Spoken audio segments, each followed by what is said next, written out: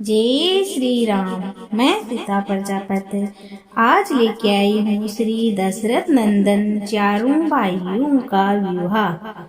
विदेह राज का यह संदेश सुन राजा दशरथ ने प्रसन्नता से महर्षि वशिष्ठ, वामदेव और मंत्रियों से कहा, मुनिवर, राजा जनक श्री राम के पराक्रम से प्रसन्न होकर सीता का विवाह उनसे करना चाहते हैं। हमें शीघ्र जनकपुरी चलना चाहिए। राजा दशरथ की आज्ञा के अनुसार ऋषि मुनियों के साथ बारात द्रुत गति से 4 दिन के पश्चात विदेह नगरी में पहुंची। राजा जनक ने शहर के बाहर बारात का स्वागत किया। उस समय पूरी जनकपुरी शहर जगमगा रहा था। बारात जनक वासु में जा ठहरी। तत्पश्चात वशिष्ठ और विश्वामित्र राजा जनक से बोले, हे राजन, सीता की शादी तो श्री राम के साथ होगी, परंतु हम सभी का आग्रह है कि उर्मिला लक्ष्मण को प्रदान की दीजिए। आपके छोटे भाई कुशध्वज है, इनके भी 2 सुंदर कन्याएं हैं। इन दोनों कन्याओं को भी आप कुमार भरत और शत्रुघ्न के लिए धर्मपत्नी के रूप में दे दें।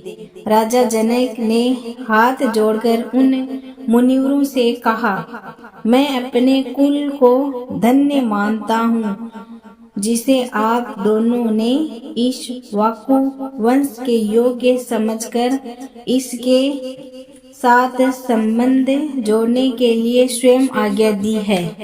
तत्पश्चात उत्तरा फाल्गुनी नक्षत्र विजय मुहूर्त में मुनिवर वशिष्ठ ने मंत्राचरण करते हुए विधि पूर्व श्री राम से सीता का, लक्ष्मण से उर्मिला का, भरत से मांडवी का और शत्रुघ्न से ऋतकीर्ति का विवाह संपन्न किया।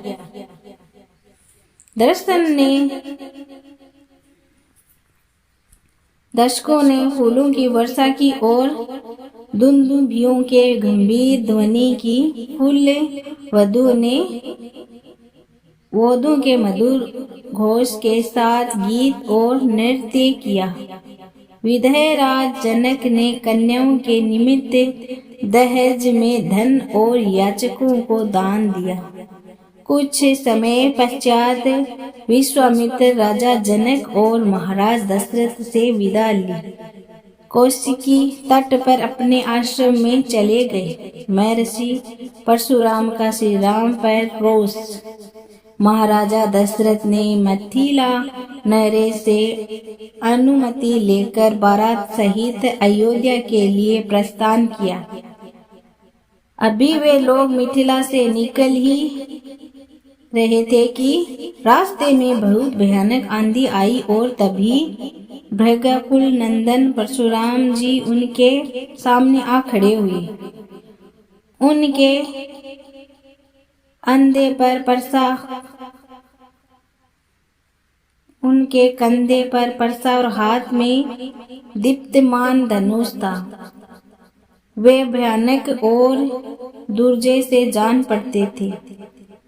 ऋषियों ने परशुराम को अर्घ्य दिया और मधुर वाणी से नमस्कार किया। परशुराम ने श्री राम से कहा, तुम्हारा पराक्रम अपूर्ण है, अतः तुमने दिव्य धनुष तोड़ा है।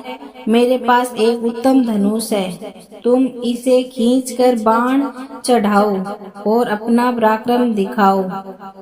परशुराम का वचन सुन महाराज दशरथ दीन भाव से हाथ जोड़कर बोले, भगवान, आप तपस्वी हैं, ब्रह्म ज्ञानी हैं। आपने इंद्र के सम्मुख शस्त्र त्यागने की प्रतिज्ञा की है, अतः मेरे पुत्र को अभय दान की कृपा करें। राजा दशरथ के विनय करने पर भी श्री परशुराम ने अपना हठ नहीं छोड़ा। श्री राम से कहा, रघुनंदन, इन 2 धनुषों को कर्मा ने बनाया था, अतः दिव्य थे।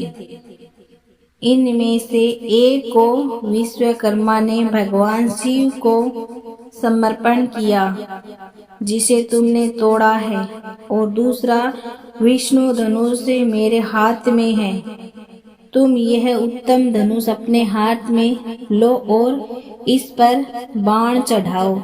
यदि ऐसा न कर पाए तो मैं तुम्हें और संग्राम करने का भी अवसर दूंगा। दशरथ नंदन श्री राम परशुराम का तिरस्कार न हो, इसको ध्यान में रखकर बोल ही नहीं रहे थे। अब वे मौन न रह सके।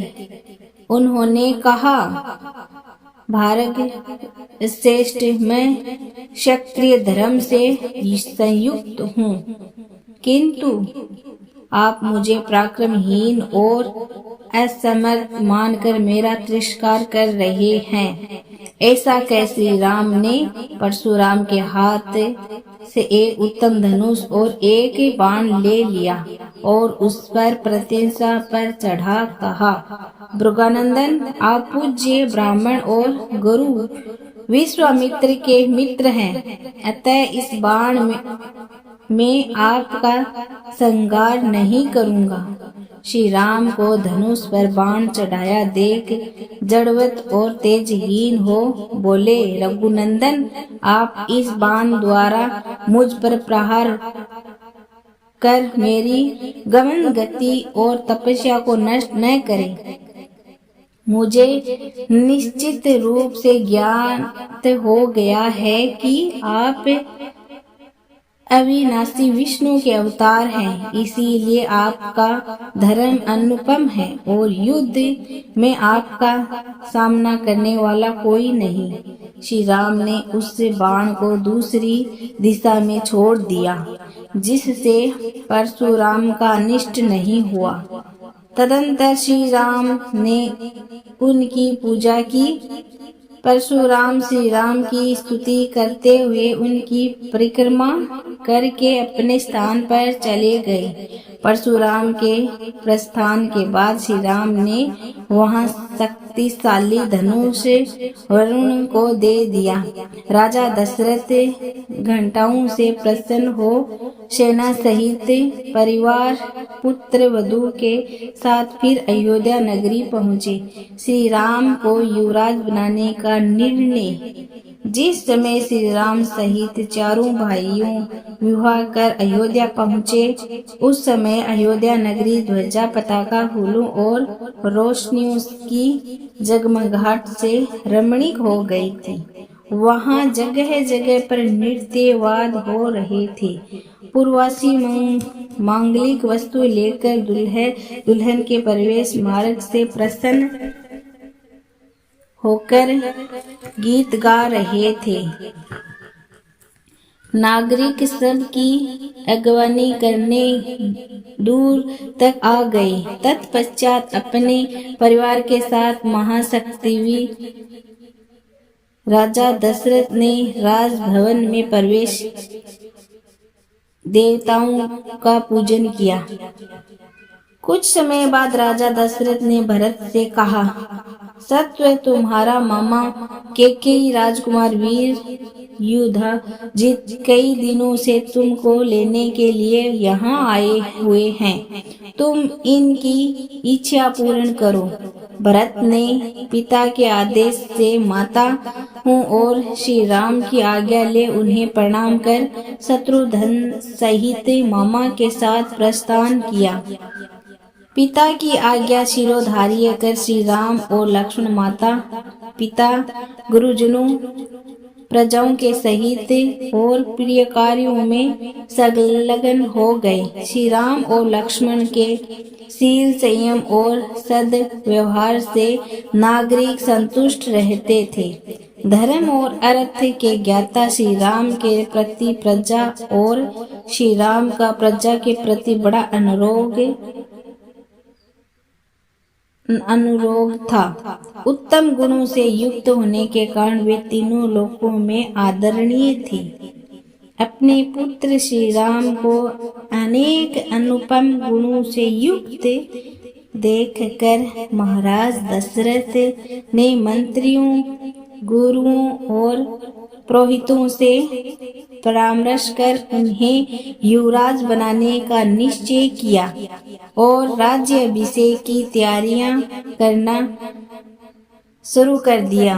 प्रजाओं और उपस्थित सभासदों ने महाराज दशरथ के उस प्रस्ताव का अनुमोदन किया। फिर महाराज ने वामदेव और ऋषि वशिष्ठ से राज्याभिषेक की सामग्री एकत्रित कर प्रातः काल यज्ञशाला में पहुंचने का अनुरोध किया, जिससे कि पवित्र चैत्र मास में यह कार्य संपन्न हो सके।